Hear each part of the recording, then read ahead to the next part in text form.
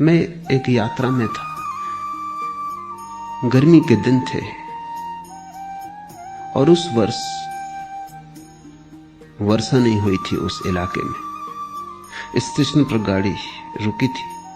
एक आदमी 10-10 पैसे में एक गिलास पानी बेच रहा था।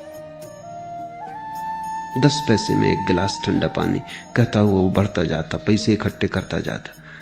एक आदमी जो मेरे पास ही बैठा था डब्बे में, उसने कहा 8 पैसे में न दोगे? वो पानी बेचने वाला रुका ही नहीं। उसने कहा फिर तुम्हें प्यास ही नहीं लगी। जब प्यास लगी हो तो कोई 10 पैसे 8 पैसे की बात करता है। ये तो प्यास न लगे हुए लोगों की बातें। वो मुझे जज गई बात। उसने ठीक कहा कि 2 पैसे की फिक्र करोगे तुम, जब प्यास लगी हो तब आदमी सब देने को तैयार हो सकता है। हिसाब किताब तभी तक चलता है जब तक प्यास ना लगी हो। तुम कहते हो तुम हिंदू हो, मुसलमान हो, ईसाई हो, ये सब प्यास ना लगे होने की बातें। जब प्यास लगती है तो कौन हिंदू, कौन मुसलमान, कौन ईसाई। जब प्यास लगती है तो तुम परमात्मा को मांगते हो। मंदिर, मस्जिद और गुरुद्वारे से कोई लेना देना नहीं रह जाता। इनसे कहीं प्यास बुझी है? और जब प्यास लगती है तो तुम हिसाब किताब नहीं लगाते। त्याग का यही अर्थ है, संन्यास का यही अर्थ है कि तुम्हें प्यास लगी है और तुम सब कुछ दांव पे लगाने को तैयार हो।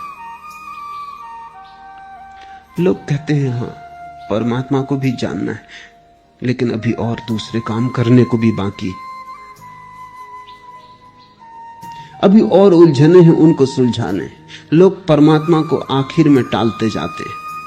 वो तुम्हारी जरूरतों के क्यू में बिल्कुल अंत में खड़ा है, और जरूरतों का क्यू कभी पूरा नहीं होता। वो अंत में ही खड़ा रह जाता है। तुम समाप्त हो जाओगे, तुम उसके पास कभी पहुंच ना पाओगे। एक जरूरत पूरी नहीं होती कि 10 पैदा हो जाती। एक आकांक्षा भर नहीं पाती कि 1000 पैदा हो जाती। वो हमेशा पीछे ही खड़ा रहता है, वो इंच भर नहीं सरक पाता। तुम्हारे जो जीवन की फेहरिस्त है उस पर परमात्मा अंतिम है या प्रथम है, इस पर सब कुछ निर्भर करेगा। जिसकी फेहरिस्त पर वो अंतिम है वो मूढ़ है, और जिसकी फेहरिस्त वो प्रथम है वो अमूढ़ है। वो जागने लगा। उसने एक बात ठीक से समझ ली कि इस जीवन में मैं कुछ भी इकट्ठा कर लूं, मौत उसे छीन लेगी, और जो छीन ही जाना है उसे इकट्ठा